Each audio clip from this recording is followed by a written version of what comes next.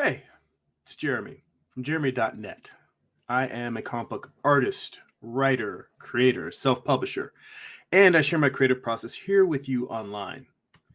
If you enjoy this channel and if you enjoy these live streams, if you'd like to get additional bonus live streams twice a month where we do deep dives into some of the best art books around, you can become a Patreon subscriber for as little as $2 a month. Head on over to patreon.com/Jeremy. That's patreon.com/GERIMI.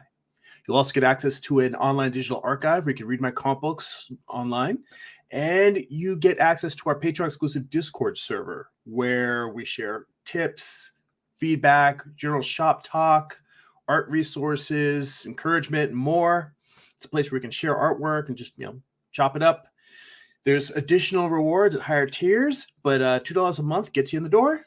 So head on over to patreon.com/Jeremy. Check it out.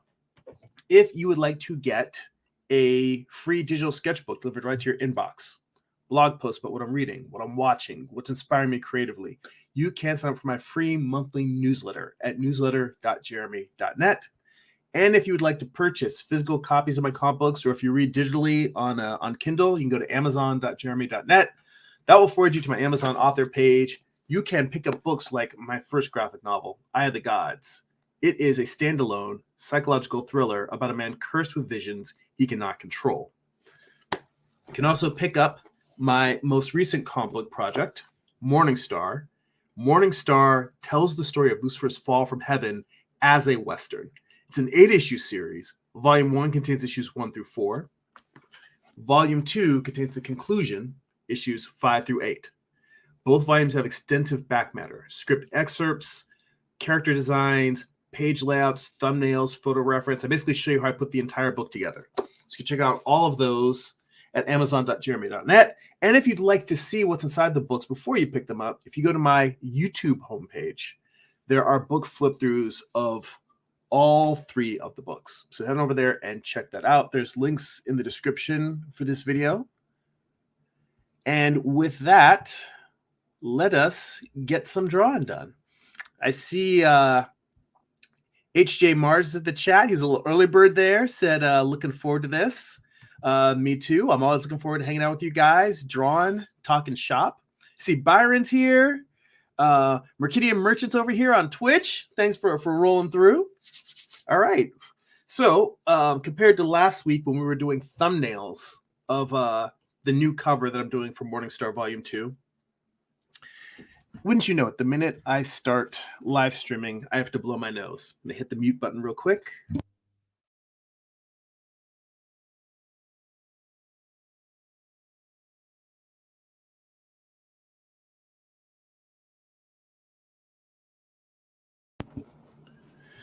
Yeah, I think that this is the beginning of allergy season. And hopefully it won't be a bad one. But anyway, so doing the new cover. And I've been going back and forth, flipping the page, looking at it, both the way I originally drew it, and right now I'm looking at it flipped because the original drawing was angled. Whoop, no, that's not what I want. I want that. It's angled like this. But I had gotten to the point where if I turn off these layers underneath, I'd done a color comp, was pretty happy with it. Still kind of going back and forth between whether the snake that's wrapping around his bite is going to be white or black. Believe it or not, I posted a bunch of feedback on, various platforms here on YouTube, on Instagram, on Facebook. And it was kind of evenly split, which is weird because every time I try to put stuff online to get people's opinions, it almost always ends up evenly split. It's very rarely overwhelmingly one thing or the other. But let's see here. Mercidian Merchant says, I recently commissioned some new art for a new character. That's awesome. Glad to hear it. And Harmless Horrors in the chat says, Happy Easter, everyone. Happy Easter to you, Tyler. HJ says the same. Anyway, at this point, I've pretty much got the composition and the overall color scheme locked down. So I just moved on to putting a gray layer overneath instead of, because there's a whole bunch of layers. So instead of having to lower that opacity or lower the opacity of those different layers, I just found it easier. I will tell you that it is odd, not odd, but in Photoshop, you can lower the opacity of a group. But even though you can group artwork in Procreate, you cannot lower the opacity of that group. So it's easier for me to just put a layer on top of it that has a low opacity to kind of gray it out so I can draw on top of it. So I've been sketching in, kind of firming up the anatomy and the details at one point to get a look at the hand. I have a replica Colt Navy revolver. So I was holding that. It took a few different shots of my hand to get a sense of, like, even though the angle is different, this one, the gun is pointing up, whereas in my case, the gun is pointing down. It was just enough for me to get a sense of how I want to have the hand wrapped around the gun, which was the real important thing. And every once in a while, I'll turn on the frame to see how the figure is going to be framed. And this composition, the reason why there's so much space on the left and right is because I've started designing all of my artwork so that it will eventually be available as a print. So this is the frame for an 11 by 14 print. And the framing that I'm showing you is where the comic book cover will fit inside of that. So at this point, it's just going through, and I was working on trying to tighten up the wings a little bit. Let me make sure I'm on the right layer. Okay, I was on the absolute wrong layer. There we go. Matter of fact, let me lock this so I don't accidentally paint on there. It's just the gray layer that's underneath.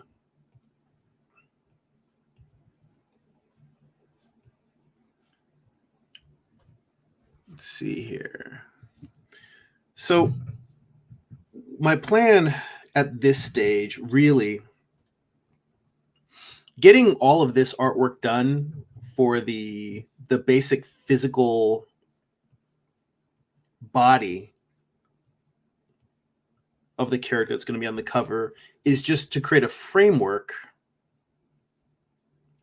so I can start drawing in the snakes that are going to be wrapping around him, or the singular, the snake that's going to be wrapping around him. Because that is the thing. The snake is completely and wholly dependent on where his body is, because then I have to place this snake in a way so that it feels like it's convincingly wrapping around his body. It's not obstructing anything. Wrapping it around in a way that logically looks like that's how a serpent would wrap itself around a person. So it's like I needed to work out his basic physicality first.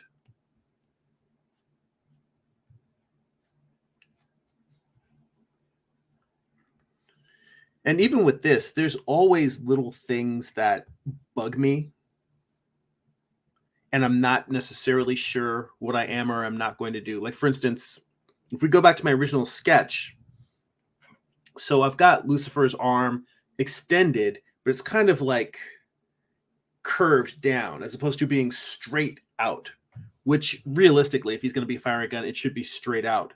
And part of me is looking at this sketch and saying, I should really make his arm completely straight.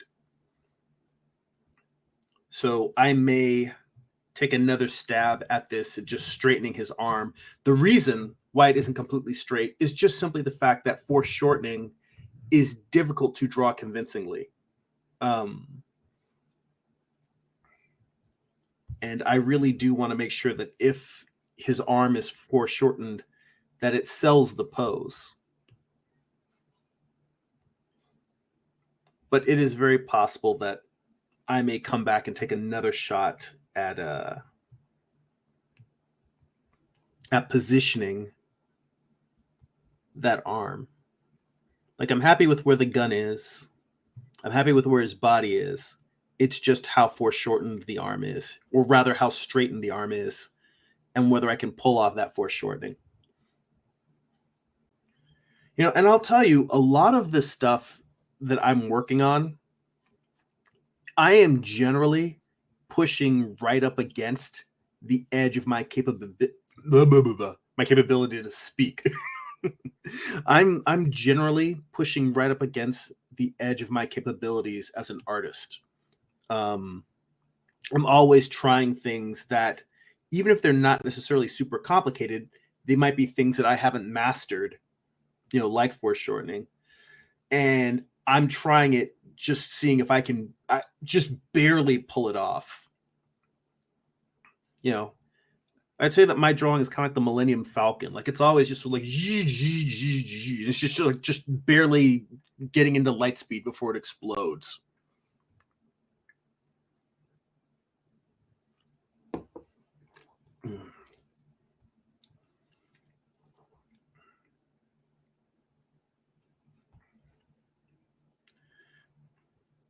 And of course, there's always that voice in my head that says, quit.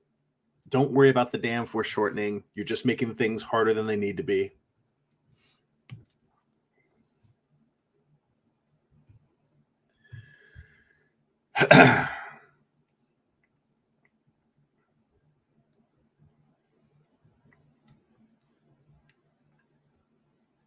But am I?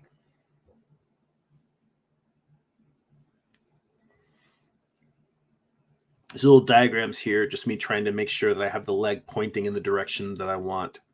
And I think at this point, I've got that taken care of. So I don't really need these little diagrams on here. But sometimes I'll do that when I'm just looking at a piece and I'm like, what does this need? And just look at it in simple, primitive forms to help me understand, things aren't just moving up and down, up or down, left and right. Things are also moving toward and away from the viewer.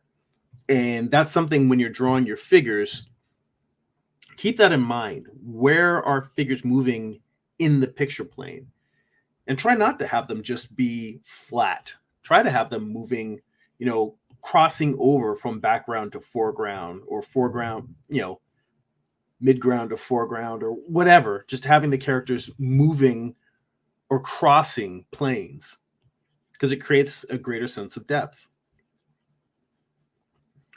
And looking at that little diagram those diagrams that I just erased, that has me thinking in terms of this foreshortening arm challenge. Maybe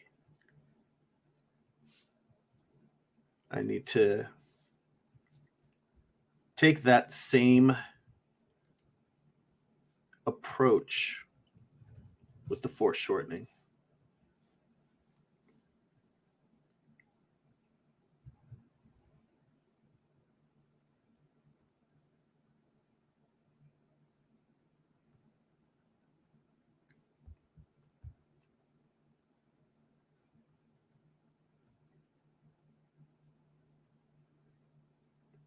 This tiny little diagram that I'm drawing here.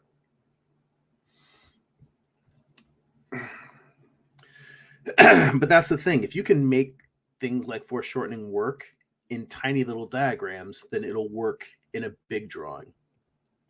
I'm sure anybody that's been watching my channel for any length of time knows how obsessive I am about thumbnailing. And what I just said is the reason why I'm so obsessive about thumbnailing. If it works in this tiny little sketch, then it'll work in a fully rendered comic book page. I mean, sometimes there's stuff that you can't get in a thumbnail and you do need to render to work out. But that's the stuff where, it's a gamble. You might do it and it might work out. You might do it and it might not.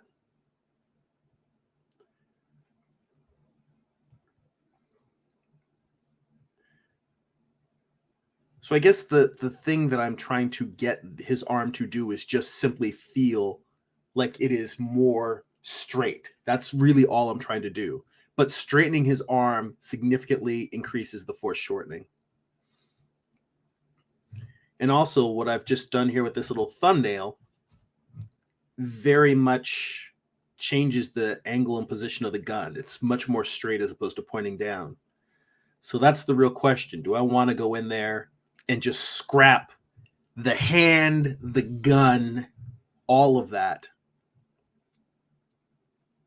for a potentially more dynamic pose? And I think you know the answer is yes, I do.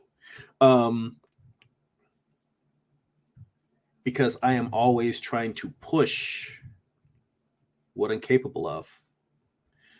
And I will tell you that that's the nice thing about working digital. I mean, I would do this if I were working traditional as well. Because what I'm going to do is I'm just going to create a new layer and try drawing this on another layer. If I were working traditionally, I would work with vellum, and I use vellum like it's layers. It's just, that thick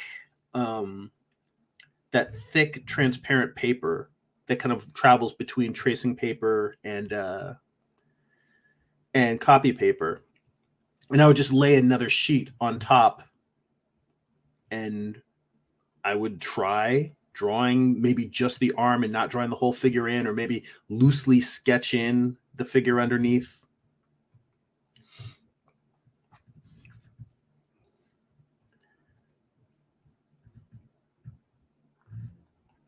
But the reason for trying is not because I'm a perfectionist. It's more about,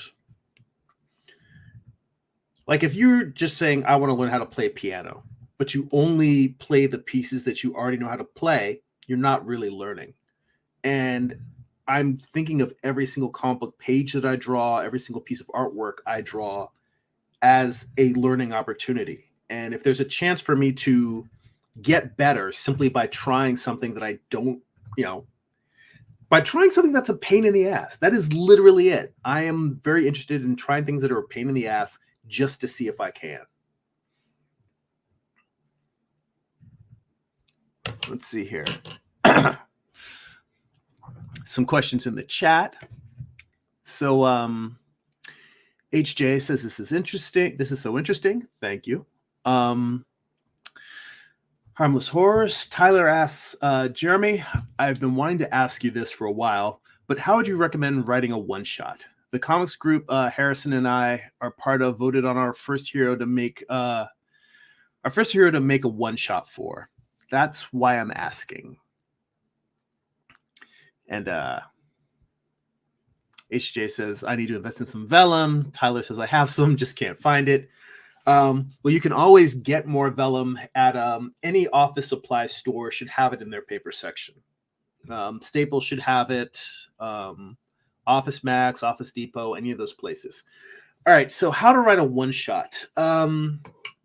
If you do a search in my YouTube channel, or if you just search for Jeremy writing comics, a video should come up, and it is one of my more popular videos.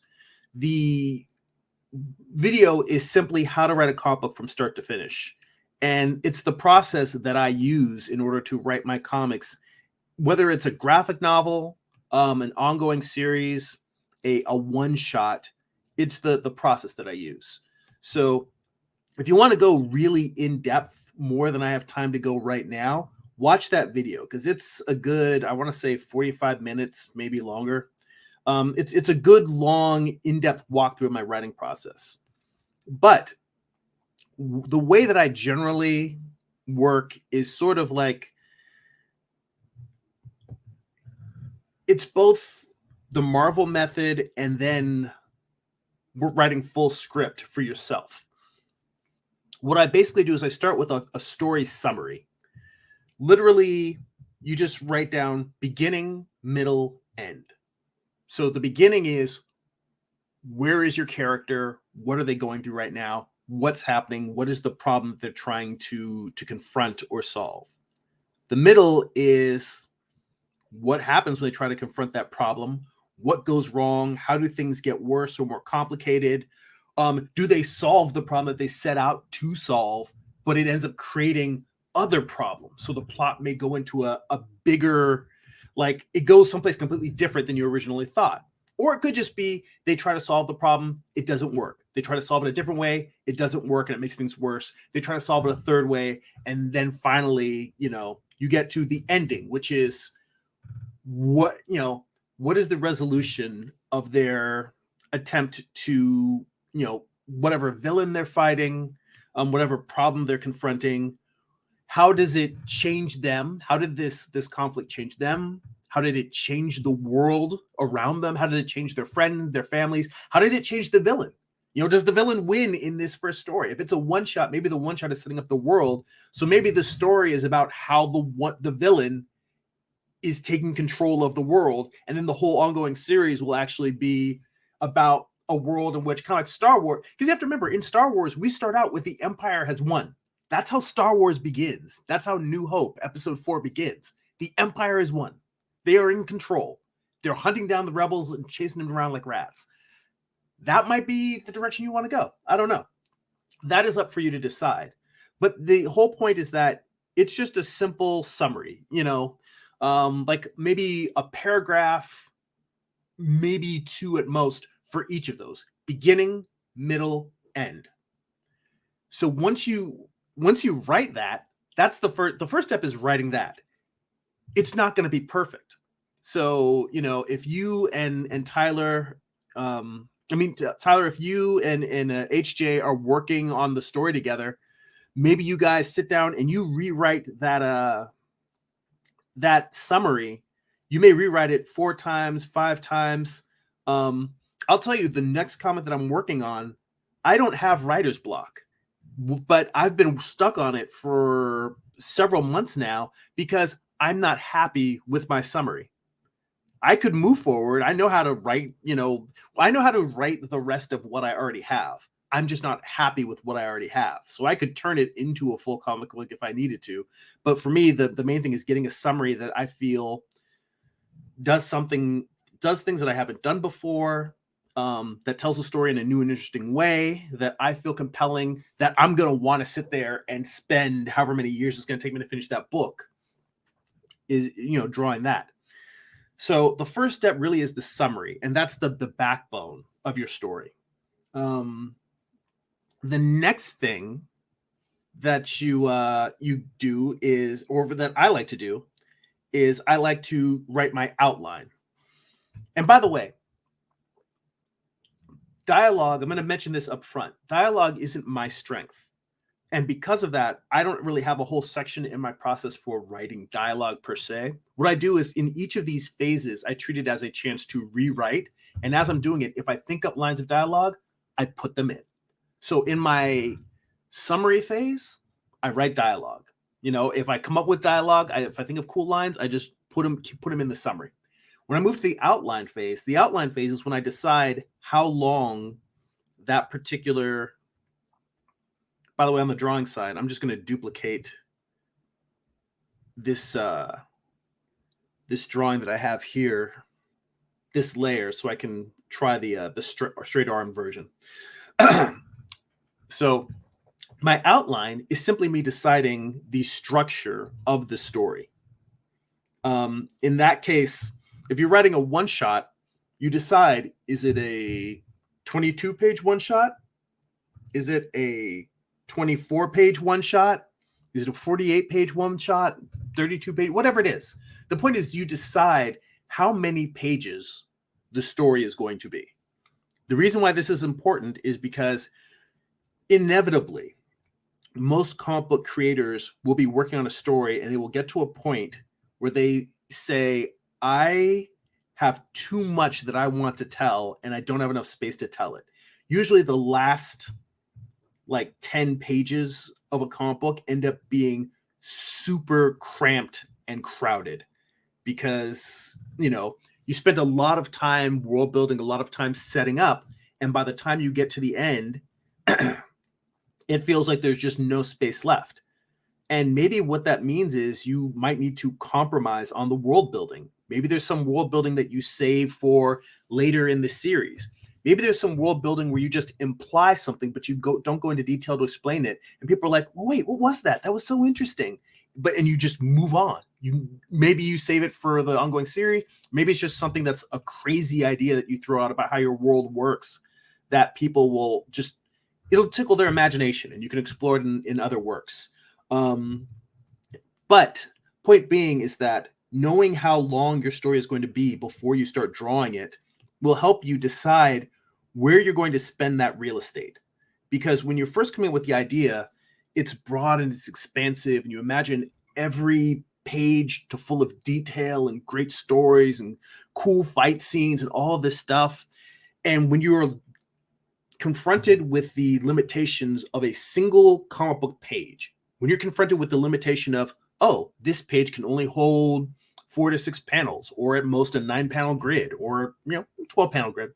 Point being is that when you were confronted with, this is how many panels I have to tell this scene, this is how many panels I have to get this character from A to B, from this fight to this conversation.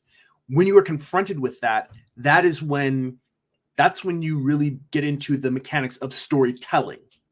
So the outline, or the summary, is story. The outline is storytelling. And that's you really saying what's happening at what point in the story. And for that, what you do is, if you're doing to make things easy, let's just say it's a 24-page comic, because that's the numbers I work with. If it's a 24-page comic, you can very easily just say 8 pages of beginning, 8 pages of middle, 8 pages of end. And then you just make like a numbered list, 1 to 24. And what I do is I limit myself to one sentence to describe what happens on that page.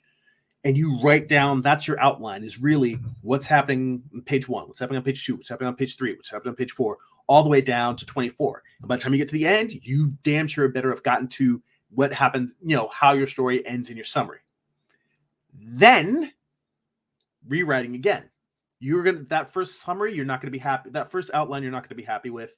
You're going to go back, rewrite it, move some things around. You might decide, I need to cut some things. You might say, there are some things now that I'm looking at the page count that I left out that I really need in here. And you might say, all right, even though this isn't necessarily an action part of the story, I need to put more scenes of these characters interacting with like the technology in the world, or more scenes of the characters, just their relationships and how they know each other, what their hopes and fears are, developing them as a person.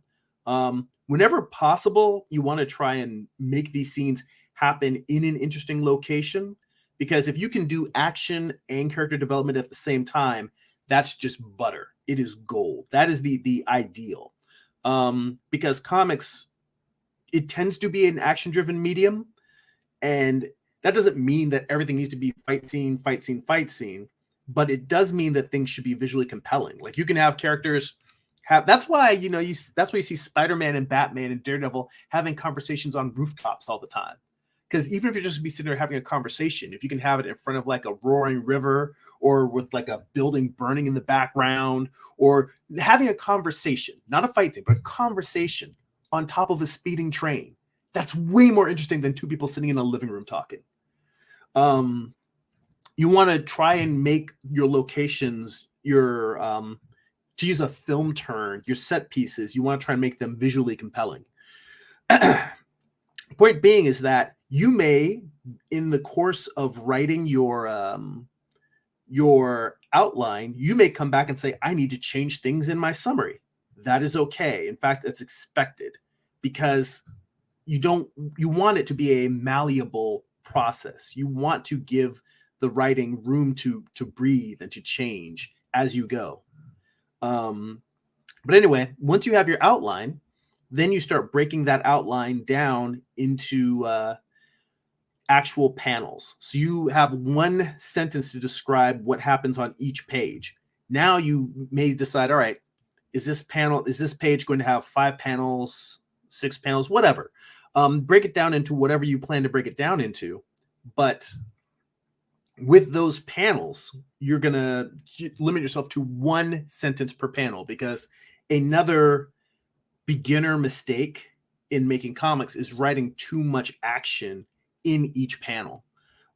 Realistically, you might have a lot of visual imagery. You might have a building in the background, and there might be something with characters happening in the background, or a crowd running. You might have got a character in the foreground and they're wrestling with a knife, but you're wrestling with somebody else with a knife. But the fact of the matter is that, generally speaking, comics are not animation. You can't have a character backflip over somebody and then elbow them in the face in one panel. I mean, can kind of do that if you do sort of the Frank Miller Daredevil thing, where you have like multiple ghosted figures moving in one panel. But that is something that's more of a special effect that you should not do in every single page. That's something that you want to save and only use a couple of times per issue, because it can get a little bit tedious. Generally speaking, one panel, one action, and try to have it one panel and only like not one word balloon, but you want to have one character speak and one character reply. That's usually the most I try to do in a panel. You can have very large establishing panels where you've got multiple characters speaking. It makes things harder. I generally would only do that maybe in an establishing shot or in a wide shot where there's a reason why you've got a lot of characters talking at once. But it's much better to have one character talking, one character speaking, and then one character replying, or just have one character speak in one panel, then in the next panel you get the other character replying, and just go back and forth like that. It's a much easier way to break it down.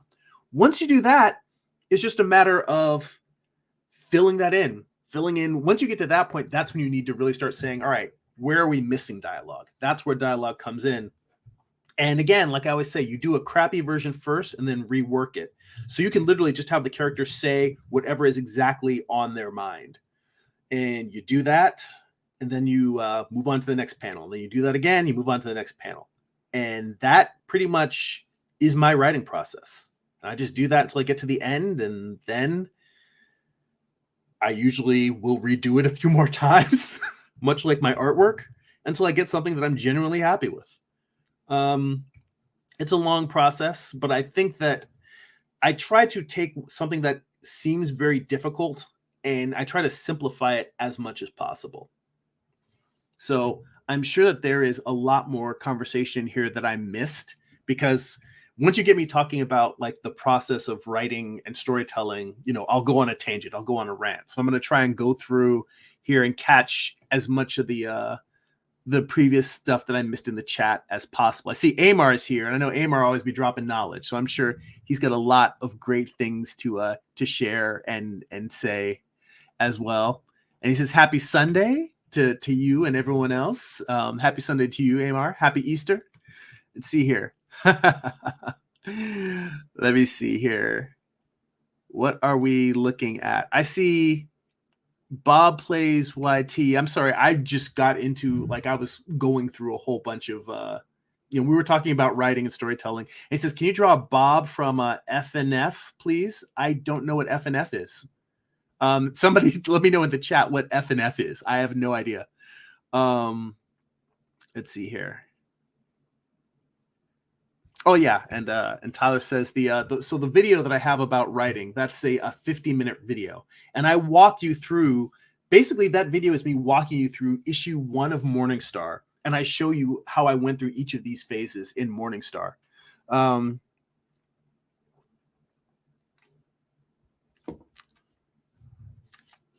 I'm sorry to disappoint you, Bob.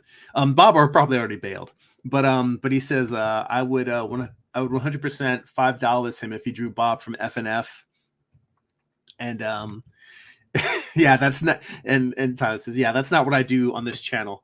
If you want, you can tag me on YouTube and I'll correct your drawing of Bob from FNF. That I do. But usually most of the time it's spent working on my own characters or doing studies of other comic and illustration work. Let's see here. So sorry to disappoint you. And Amar says the legs look better the way you have them now. That pose looks more dynamic. Yeah, I have Amar to thank for this. Originally, I had the legs switched, where the leg that is coming forward was the one that was back. And I realized it just makes more sense to have, if he's got one arm coming forward, the leg on that side is going to be going back. So he's got sort of a contrapposto, which is that Italian term for a twisting. It's the Italian term for counterpose. And that's the idea, is that you've got, whenever you see those characters doing that thing where they're twisting, so their upper body's twisting one way, the lower body's twisting the other way, that's contrapposto. And it's not a very hard, very serious twist in this particular image, but I do have his torso kind of turning into us while his hips are sort of turning to the side of the panel. HJ says, it's crazy that you thought of that villain winning thing because the character we voted for is coming back to the main timeline from a dark future to try and stop it. Huh. Oh, there you go. See? Good. Totally. I mean, that's the thing. There's lots of great examples in storytelling, and it's not a matter of copying them. The entire work of there's a guy named Joseph Campbell. He wrote a book. He wrote several books. He wrote The Hero's Journey, Hero with a Thousand Faces. But he's a guy who explored mythology, and his work was very heavily influential on George Lucas, but it's heavily influential on a lot of storytellers. And I believe it or not, I have a copy of Hero of a Thousand Faces. I have not finished it. It's a dense book. It's a good book, but it's just I keep buying books that are on interesting topics, and then I just don't have time to read them all. I do need to finish that book.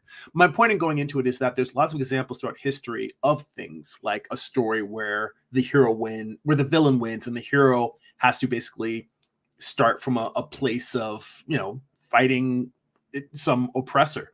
You can even go back to, say,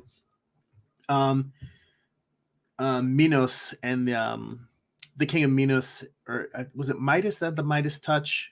Point being is that the king that had the Minotaur, he was a despot, and he would put people in this prison to torture them. And I forget the Greek hero that had to fight the Minotaur and escape from the labyrinth. The point being is that there's all sorts of stories throughout mythology and throughout the history that you can draw from, and examples you can look at and say, how can I do my version of this? How can I make this my character and make it my own? It's not just a matter of putting your character in that skin, but maybe doing something new and surprising that the Greek myth didn't do. There's also, I was meant to mention this, as long as we're talking about resources, if you do a look online for Dan Harmon's Story Circle, that is a really good breakdown of taking a character on a simple journey where by the end of the story, they've been transformed, they've gone through an experience, they've affected the world's affected them. Dan Harmon, co-creator of Rick and Morty, creator of Community, he's worth checking out. He's got a lot of interesting ideas on storytelling that are very usable. Amar says, I like writing the villain to win because when the hero prevails, it makes it that much better. So like when the Bulls lost to Detroit in the late 80s to the 90s and then finally prevailed, it made the win so much better. And he says that's why Infinity War was so good, but the second movie fell flat because the story was not as great. They used the plot device to win and killed the best villain too easily. He says that should have been a trilogy. It would have been better. Yeah, who knows? I mean, I don't know if we really need trilogies. Just when you look at how there's so many movies in the Marvel universe. Actually, that's not true because you got, that's the thing. You've got 4 movies now with Thor, and I would definitely say that as opposed to a trilogy, each movie really is its own different story. I don't think that they really make a trilogy. I would say out of all of the Marvel movies, the strongest trilogy probably is the Captain America movie. Captain America movies, only because when you look from the first one to the last, Captain America goes through a very distinct arc and transformation. Becoming, Rip Van Winkle, and from becoming the old-timey guy to becoming a modern-day soldier with old-time values in terms of like right and wrong. Let's see here. HJ says, agreed, a trilogy would have been much better. I'm worried about the next 2 Avengers movies as I feel they would go through the stories too quick. And Amar says, when you have complex protagonists and antagonists, they need to be explored, not rushed. I think that's why it's good that they have TV shows as well. I think that there's a lot more interesting exploration of characters happening in TV shows right now than there are necessarily in movies. I don't know if any of you guys have seen the trailer for the new Disney Plus Star Wars show Ahsoka, because I have not watched any of the animated Clone Wars or Rebels. I know everyone tells me they are great. I just haven't made time to watch them. So you don't need to tell me, dude, they're so awesome. I know they're awesome. Everyone tells me they're awesome. It's just time. That's the only reason why I haven't watched them. But that trailer for the Ashoka series looks better than anything since Empire Strikes Back. Like, I'm somebody who likes Rogue One. I know Rogue One is divisive. Some people love it, some people hate it. But for me, I always felt like Rogue One was the best Star Wars movie since Empire.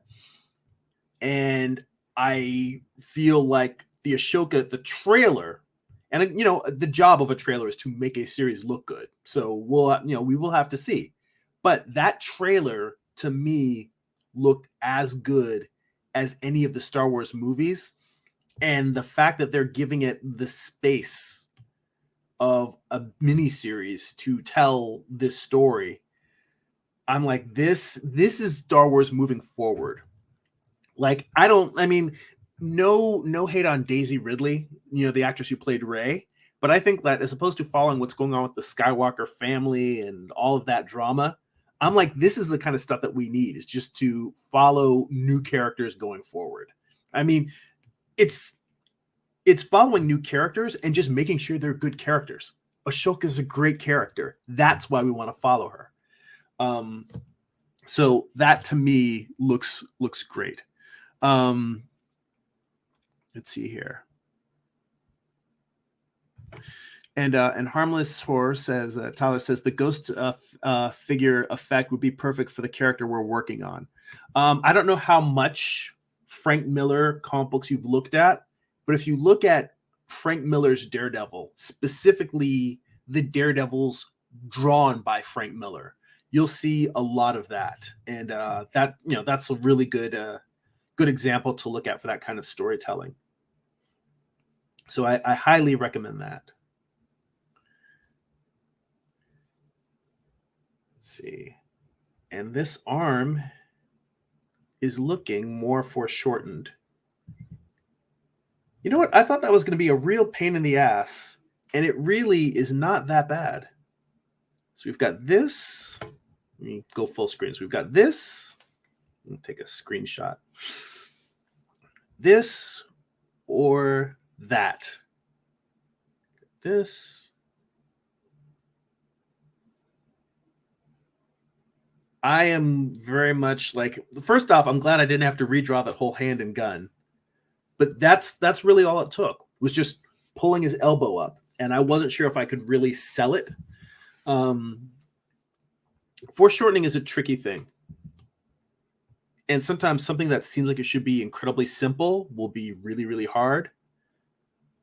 And sometimes something that I was like, there's no way I can pull that off. And I'm just like, no, just make the forearm in front of the bicep. Make the bicep in front of the shoulder. And, you know, give that sense of the shoulder curling around.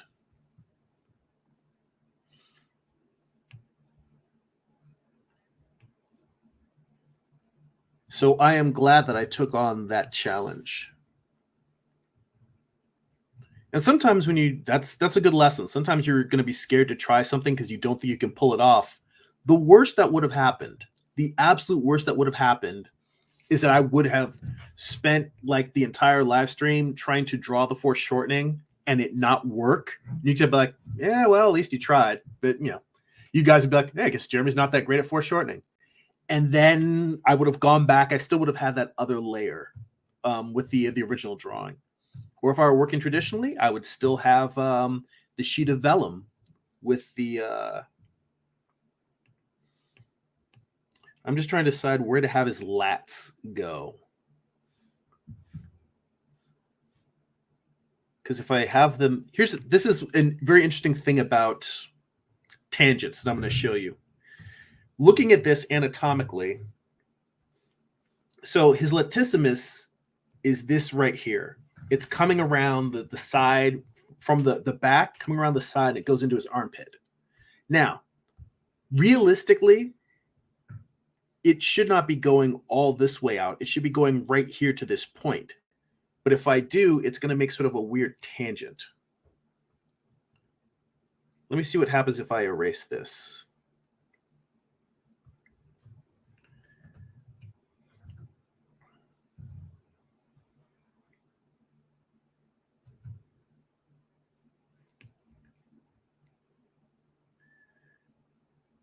See, what happens now is that this line of the latissimus, it kind of goes in and then it mirrors the line that separates the forearm from the bicep. So anatomically, that's where the latissimus really would go, but it's going to create a tangent and it's going to make it hard to tell what's going on. So I'm going to undo it. I'm going to leave it the way I had it. And it's not necessarily that someone never has lats that are that wide, but they would have to have somebody who has really big, bulked up lats, which, if you're an angel and you're flapping your wings, you would probably have pretty big lats. And you would also have to have your arms. You'd probably be able to see that if you were looking at them more straight on, as opposed to him with his chest turned 3/4. So anatomically, this is funky, but I'm going to leave it because it helps to sell the foreshortening and it gives a silhouette that I like better. So sometimes you compromise on anatomy, but it should always be a choice. It should be a conscious choice that you know what you're trading off and why. It's not like, oh, I'm just going to draw bad anatomy because I don't care. I'm doing it for a reason. I think that what I get is better than what I'm losing by doing the anatomy that way. So it's a choice. All right. Let's see here. Lots of comments. Going to take me a little while to catch up here. Always good to see King's Low Fitness in the chat. He says, good to hear from you on writing, outlining. Drop them gems. I'll try to keep them coming, man.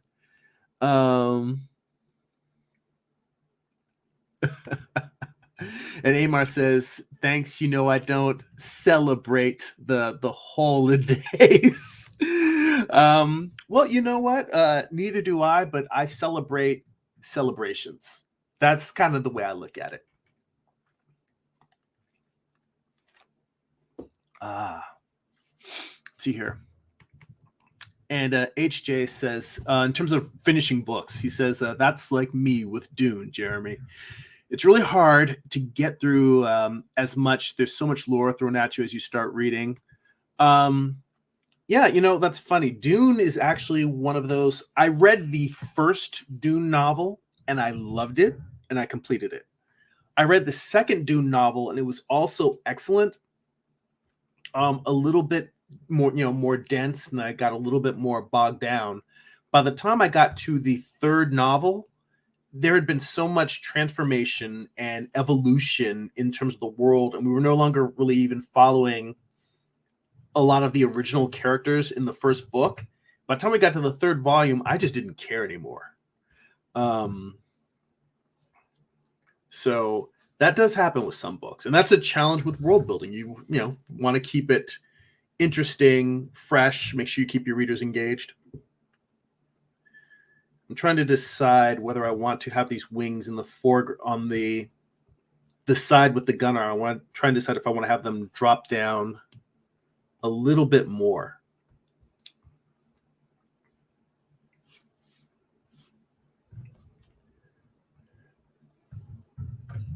Well, let me see how it looks with the frame.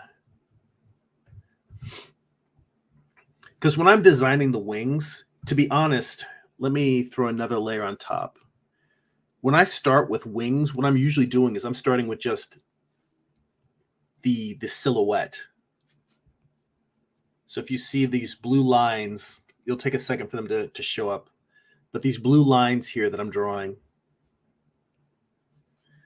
this is really what I'm thinking about when I'm drawing the wings, is just this overall shape. And then once I have that shape the way I want it, then I'll go in and I'll move details around. That's when I fill in the feathers once I have this part done and I'm happy with it. So that's why that little arc that I threw down there was just me as a starting point of saying, all right, if I change this, how do I feel about it now? So I'm just trying to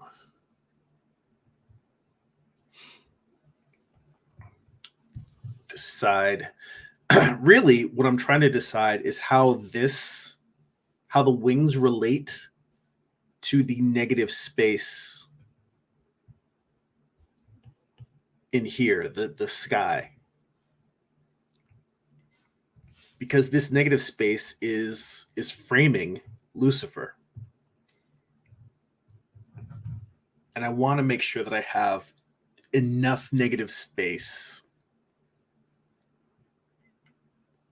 that it feels compelling. And here's another thing about tangents. The ideal, much in the same way that latissimus was in a place so that it didn't create a tangent, the ideal place for the wings would either be up. Let me put it this way. There's the place where I currently have it, which is 1. There's down here, which is 2. The shape that the wings probably should be on their own really should be somewhere kind of in between these two. But the problem with that is that then that wing shape will become a tangent. It'll become a tangent with his arm. And that is, for me, once I get past what is the imagery in terms of like the action and conveying like what the character's doing, working out, killing tangents is a full-time job. Let's say that. That's something, you know what? That's the title for a blog post. It's going to my blog at some point. Killing tangents is a full-time job. When I come up with something good, I try to write. That's what I'm going to call this video. I'm going to call this video "Killing Tangents is a Full-Time Job."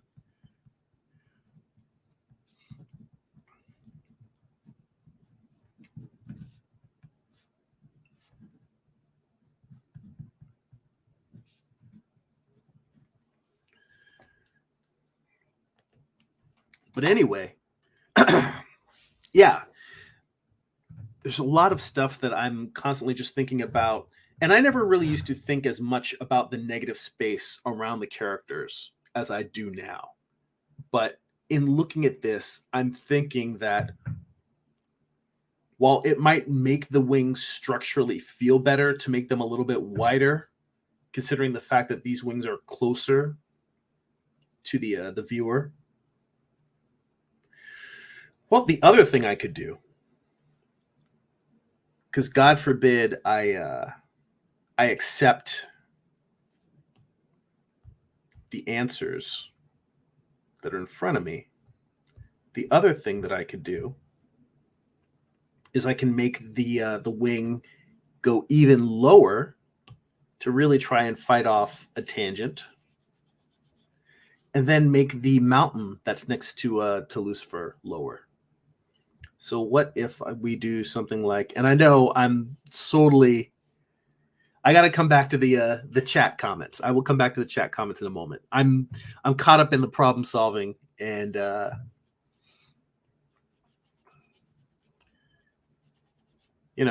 sometimes live streaming is messy because my brain is like, no, wait, you actually need to solve this problem. And it requires me to go into my own head, really. But now what I'm thinking about is I'm thinking about how I'm going to break up the space between Lucifer and the environment. And what I think is going to work well is to put this mountain down here.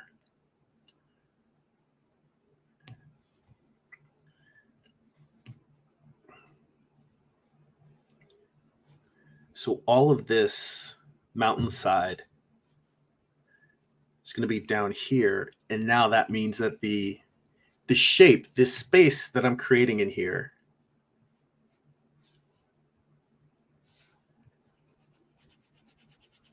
that's all going to be sunset.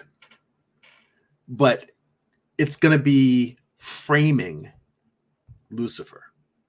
And how you frame your characters within your comic book panel, within your illustration, your cover, whatever you're making, framing the character is probably one of the most important parts of composition. What's around them and how are they interacting with it? So I think that is what I'm going to do. Is I'm going to make his wings. I know you wouldn't believe I've redrawn these wings like 4 times now.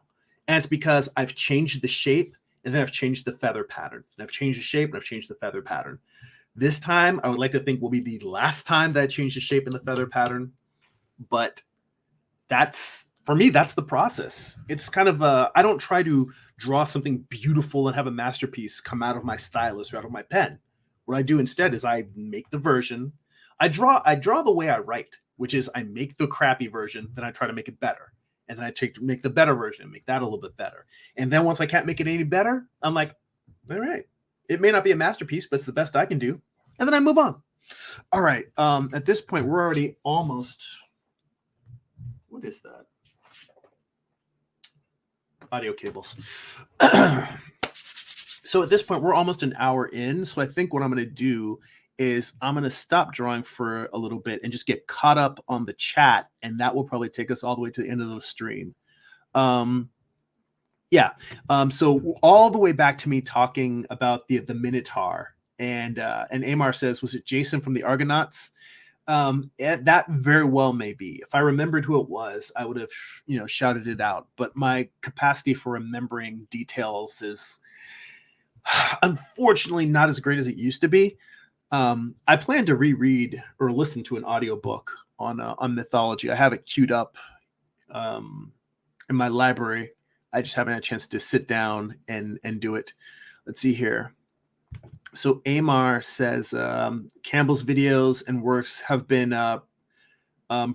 purposed. I'm not sure if you're saying purposed and repurposed, but said I'm throwing in the repurposed because I think I'm implying that's what you meant. Said and for other people's steps they used for writing. And King's Low Fitness says we need a Justice League movie. I will tell you this.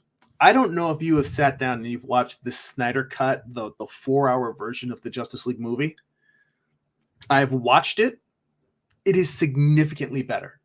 I watched the theatrical Justice League movie that came out, and like a lot of people, I was not particularly impressed. I did not think it was very good. The Snyder Cut of the Justice League is a good movie. If you think of it, it's 4 hours. If you think of it more like a 4-hour miniseries, and yeah, I know they can't release a 4-hour miniseries in the theaters, but maybe that's the kind of thing where you do it the way that it worked for the Avengers, where they did, Infinity War and Endgame. Maybe it could have been Justice League 1 and Justice League 2, whatever they would have called it. And maybe they would have been better off making it into 2 movies. Or even making that into maybe the Justice League should have been a trilogy all by itself, like the Lord of the Rings movies. Maybe that's what they should have done. Mm-hmm. But I will say that, and Zack Snyder is divisive. I don't know why. Just like he's the Rob Liefeld of comics. People that love him. People that hate him. Point being is that I liked that movie, and I like a lot of Zack Snyder's visuals. I would say that if you haven't seen the Snyder Cut, even if you hated the theatrical Justice League, give it a shot. I was real hesitant. I waited till a time when I think I was sick or some reason, or point is I was laying around, didn't have nothing to do, and I said, I'm just going to watch this. And I watched it, and I was like, wow, this is so much better. So I will put that out there. I'm stumping for Snyder Cut. Let's hear. Amar mentions the Storybinder YouTube channel, and the site in general is a great resource. So definitely check that out. I have not seen Storybinder. I will go give that a look. And HJ says, so hyped for Ashoka. He said, I watched Rebels as it was coming out and really look forward to that continuation with such a strong protagonist. I see Gary in here. Dude, Gary, I'm just getting to you now. It's like 20 minutes later almost. But I appreciate you rolling through. Good to see you as always. Let's see here. HJ says apparently Daisy Ridley is coming back in a new Star Wars movie, announced at Star Wars Celebration. We're gonna get into some Star Wars talk here, I imagine. Let's see here. Amar says the first 3 are the favorite. The rest don't do justice to the lore as it pushes the envelope to build on, nor does it push the envelope. to build on what the first three did. He said the first three lived by themselves, lived for almost 20 years by themselves. I will tell you this. With the prequels, the second three movies, I honestly felt the problem to me was the Phantom Menace. And I know that Lucas was making the movies. He followed the pattern of make a movie for children, then make a movie for teenagers, then the third movie, make a movie for adults. So the franchise grows as the audience grows. That said, I felt like if they had started, if the first movie was the Clone War, or it was Attack of the Clones, if the second movie was Revenge of the Sith, and then there was a third movie that was just a dark drama that maybe had kind of the tone of Andor, where it's just the Empire hunting down Jedi. And it's a really dark, like, I mean, I don't want this to be offensive, but if it was like Schindler's List for the Jedis, if it was something where it was a very dark, serious drama about genocide, it's this Imperial force going and hunting down these people, hunting down their enemy, the people that they have said these are our enemies. I think that would have been a very, very compelling trilogy. So that's the thing. I didn't think that the prequel movies as a whole I didn't think they were garbage. I just felt like it's hard to make a compelling story. I mean, this should be a lesson to all of you. Like, it's not like George Lucas is sitting just by himself. He doesn't listen to anybody. I mean, he's got Steven Spielberg as a buddy. He's got tons of filmmakers. I don't know if he still hangs out with Coppola, but point is that he's got people to talk to about story. He's got people to talk to and get feedback from and to craft it. Making a really good story is hard. That's why I tell you in my process, it's writing and rewriting and rewriting and rewriting, is that, there's a level of doing what has come before and just doing fan service and just doing something that's straightforward, but it can be boring and no one cares. You can do something that no one's ever seen before, but the farther you move it from someone's experience of narratives that they can relate to, the more unrelatable it becomes. For instance, my wife does not like Rick and Morty. I have tried multiple times to show her. She's been a good sport about it. It's not for her. It's just too goddamn weird. Now for me, I'm steeped in all of the science fiction and fantasy tropes that Rick and Morty plays in. So for each episode, all the things that seem really unrelatable to her are things that resonate with me throughout my life. But this relates to the idea of telling a new story or doing something that's innovative, doing something that's different. If you push that too far, you should push it. But I think it's possible to make something that no one relates to, which is another problem as well, is creating something that's just unrelatable. It's like, I don't get it. This is just weird. It doesn't make sense to me. So it's the matter of doing something that is both novel yet relatable. And that is very, very, very, very hard. It's very hard. I think it's something that I think every creative person struggles with every time they tell a story. Let's see here. HJ also says about the original trilogy. He says the first three are incredible. After that, the Star Wars projects I like most are the Star Wars shows Rebels and Mandalorian. I really need to sit down and watch Rebels now that Ahsoka's coming out. Mandalorian I love. And again, I said Rogue One. I stand alone on, not alone, but I know a lot of people didn't like it. I loved it. And that's also the reason why, same creator that created Andor. And a lot of people said Andor was too slow and boring, but Andor to me was like a political drama and a spy thriller set in the Star Wars universe. That's a new take, and it's an interesting take to me. And the fact that they even had a heist story in there, a nice Star Wars, crime heist. That's great. That's awesome. Point is, I dug it. See here, Amar says, drawing Spider-Man requires you to understand perspective and foreshortening because of all his poses are generally like that of a gymnast. He says it looks like the ribs are a part of the lat muscles, unless that's intentional in the design. I probably need to take another pass on the ribs. But what it is I'm trying to show like the lats and then show underneath the serratus muscles. Like I'm trying to very clearly have a separation between the latissimus and the pecs. So the serratus is like filling the area in between, and the serratus plugs in between the ribs. Let's see here. And Amar says, it looks like you took the snake out, maybe because it was a distraction and not needed. Not at all. I have to figure out it's like when I draw Medusa and I figure out all the other stuff first and then start drawing the snake heads in. I need to have everything else working. I need to have the silhouette, the composition, where the ground is, and then draw the snake around those things. So the snake is still going to be there, but I need to work all of this out first, and I'm going to put the snake on a separate layer. So the snake's still going to be there. And HJ says, checked online, and apparently in Rey's next movie, she will be establishing the Jedi Order again, a decade and a half after Star Wars 9, which I personally think is the wrong approach. Says, I thought they made her a gray Jedi neutral Force user, but I guess not. And Gary says the whole gray Jedi thing is canon, and I don't think the whole gray Jedi thing is canon real. I will tell you that I hold my opinion in reserve, in the sense that I think it's fun for us as fans and sci-fi nerds and being into all of that to say about what is good idea, what's a bad idea, what they should do and what they shouldn't do.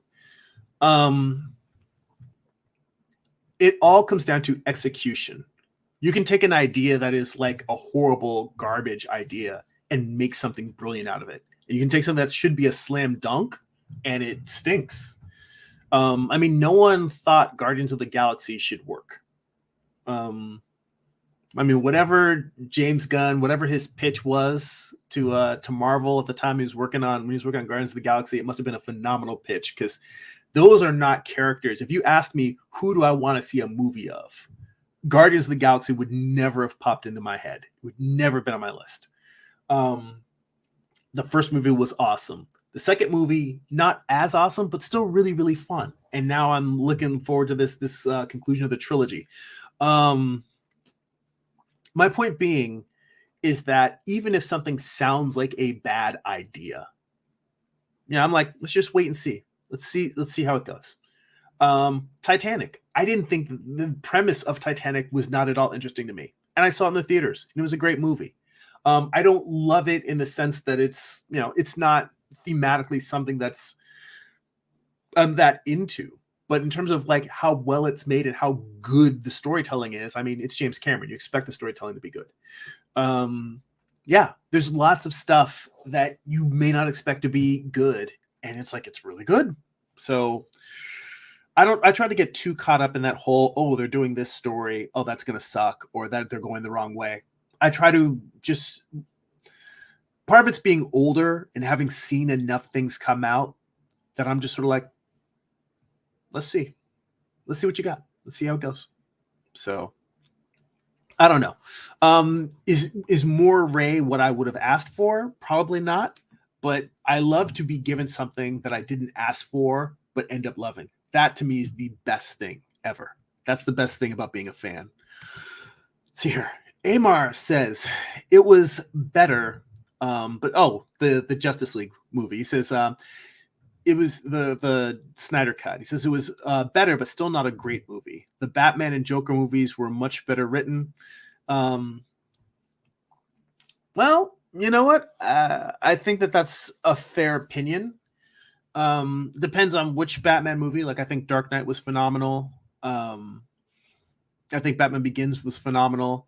I'm a little on the fence on the Dark Knight Rises.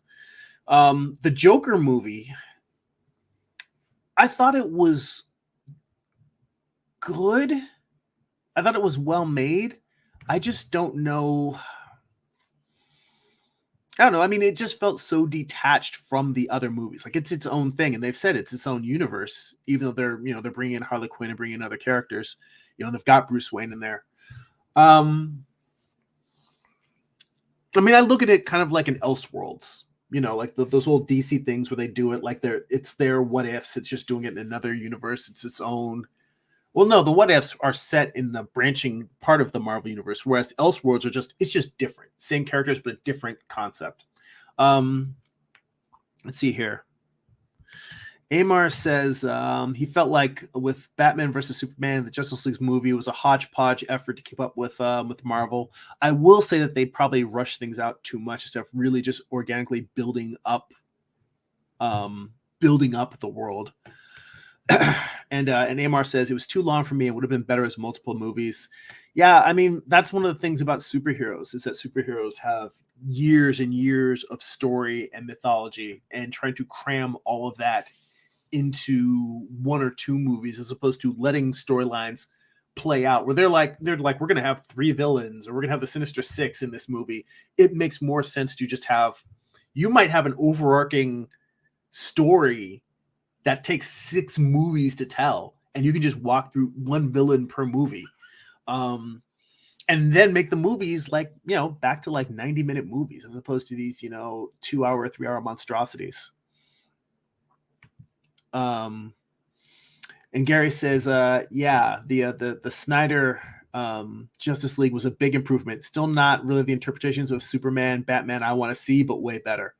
Yeah, I think that although I will tell you, I'm bummed out that Henry Cavill isn't going to get to be Superman more, because I think he's just a great Superman. And I understand DC wanting to go with a younger character, and also the fact that I think the Clark Kent iteration, the original Jerry, the Siegel and Schuster iteration, I think that's going to fall into public domain soon.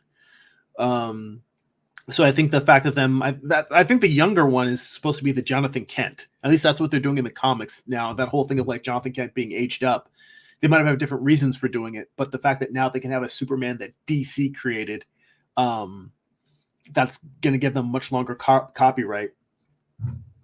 I understand the business move behind that, and I don't necessarily think that it is.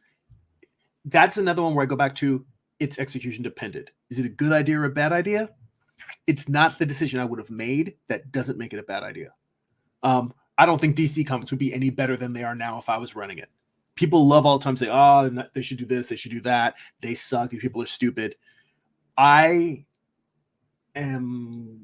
I do not have that level of hubris. I'm cocky and arrogant about a lot of things, but in terms of my capacity to say this is the direction this universe should go in. I mean, honestly, I grew up more of a Marvel guy than a DC guy, but even with Marvel, I wouldn't expect to walk into Marvel. I don't have a vision in my head of this is what Marvel should be. This is what they should be doing in the movies right now. This is what they should be doing in the comics right now. I don't have that kind of vision that I could armchair quarterback those. I'm really more of a one character at a time, maybe one universe, one storyline at a time. But Gary also says Andor is one of my all-time favorite Star Wars properties. I think it's better than most of the movies. You know what? Well, one of the things that we've been talking about, we've talked a lot about writing in this live stream, and the fact that it's Tony Gilroy creating it shows, because he's an incredible screenwriter. And I think that having the right, really, really strong storytelling driving these films, I think that makes a big difference. It really does. And hopefully they will lean on that going forward with both television and movies, and just try to have the best writers as possible, try to give them the leeway to tell the best stories as possible, and then let the directors and the cast and crew collaborate and interact with that writing. That's the best thing we can hope for with all of these franchises: Marvel, DC, Star Wars. Let's see here. Amar says the prequel movies were a visual display mess of the trilogy with some cool characters, but no real development of those characters. To be honest, I almost feel like the prequel. Oh wait, no, the prequel movies. Yeah, we covered the prequel movies. Yeah. Let's see here. Or at least my thoughts on the prequel movies. Neymar says they made the franchise in the 70s and 80s. I think he waited too long to come back with the prequels. Well, I think that as we're seeing now, Star Wars can work in any era. So I don't think it's necessarily that he waited too long to come back. I think it's that he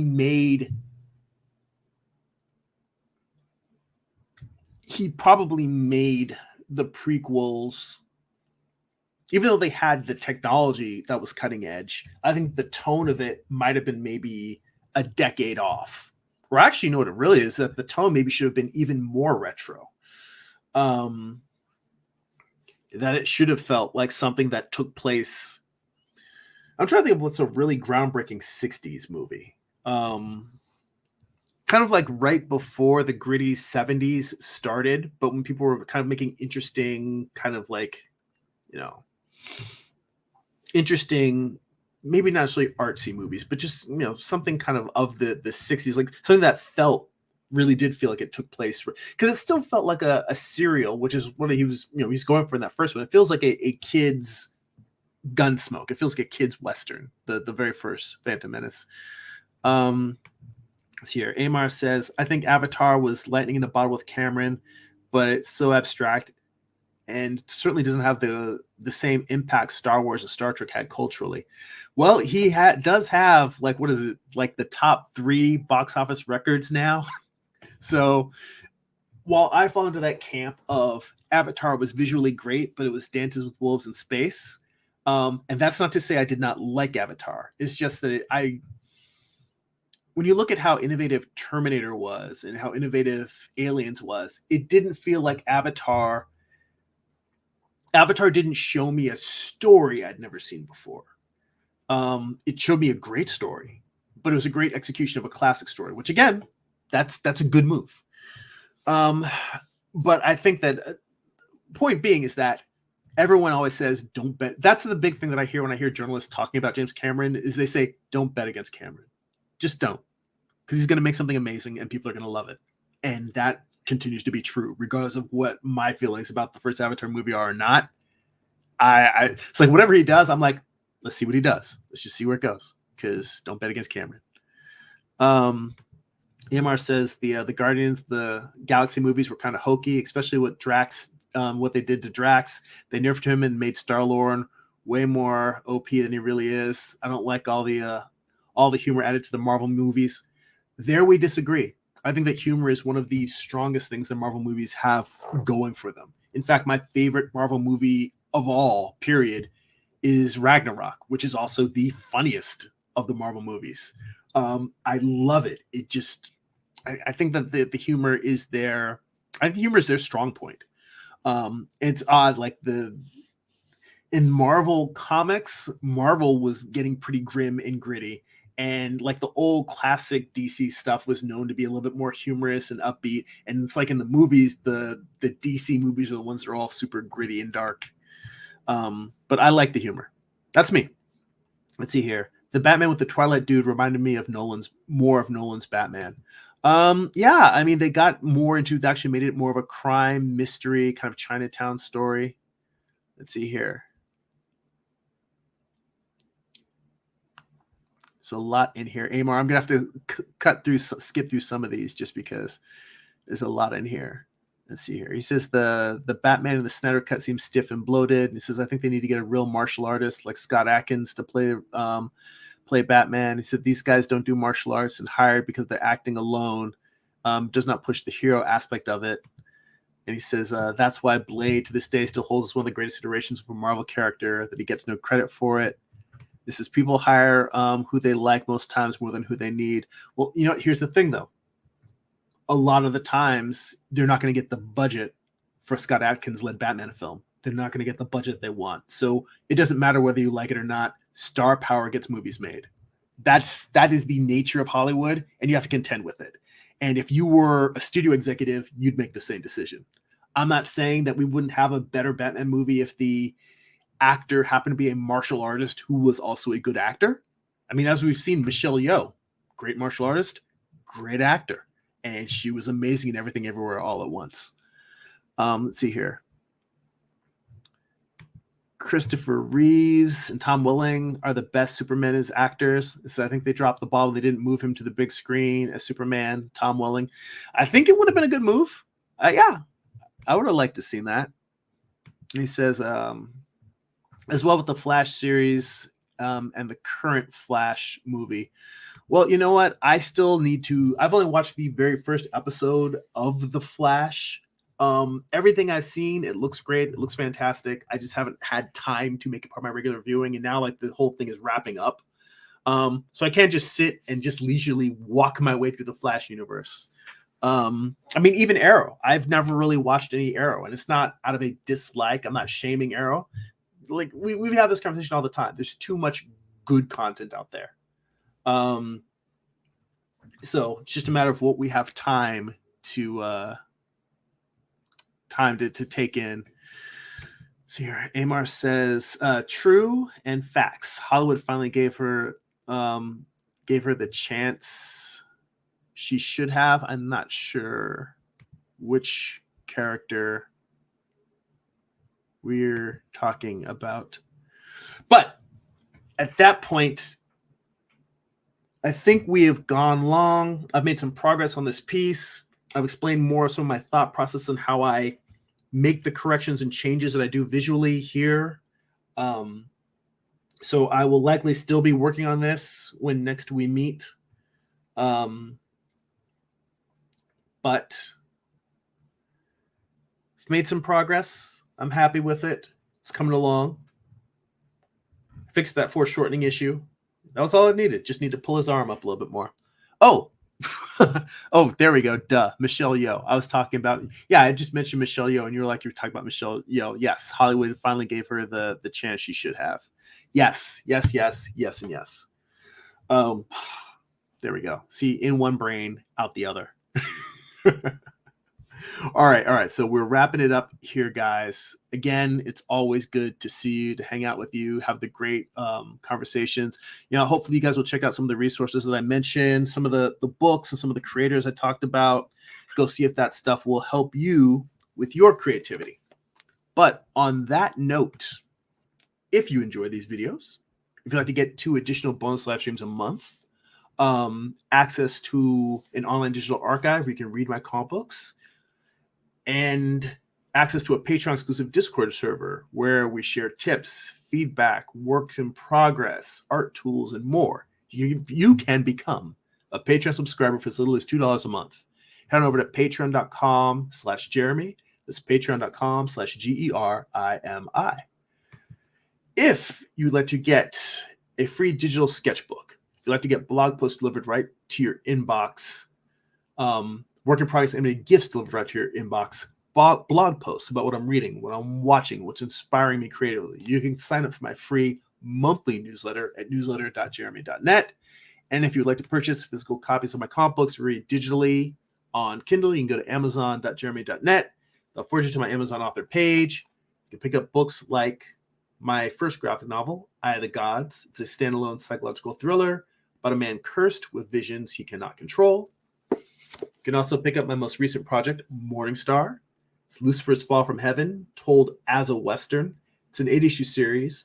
Volume 1 contains issues 1 through 4. Volume 2 contains issues 5 through 8. Both volumes have extensive back matter, script excerpts, character designs, thumbnails, page layouts, photo reference, and more. Basically show you how the entire book was put together. And if you'd like to check out those books, see what's inside before you buy, you can get over to my YouTube channel, go to the homepage, scroll down, you'll see book flip-throughs of all those books. You can check out what's inside.